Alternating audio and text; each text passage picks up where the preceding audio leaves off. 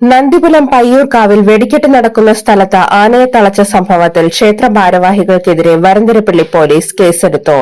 സ്ഫോടക വസ്തുക്കൾ അലക്ഷ്യമായി കൈകാര്യം ചെയ്തതിനും ആനയെ തളച്ചതിനുമാണ് കേസ്. ക്ഷേത്രത്തിൽ വെടിക്കെട്ട് നടത്താൻ ക്ഷേത്ര ഭാരവാഹികൾക്ക് അനുമതി ഉണ്ടായിരുന്നില്ലെന്നും പോലീസ് അറിയിച്ചു. വ്യാഴാഴ്ച രാത്രി 7-ന് കൂട്ടിയെഴുന്നള്ളിപ്പിന് ശേഷം ക്ഷേത്രപ്പറമ്പിനോട് ചേർന്നുള്ള പറമ്പിൽ തളച്ച കൊമ്പനാണ് വിരണ്ടത്. പൂരം എഴുന്നള്ളിപ്പിനെത്തിയ 7-ൽ 2 ആനകളെയാണ് സ്വകാര്യ വ്യക്തിയുടെ പറമ്പിൽ തളച്ചിരുന്നത്.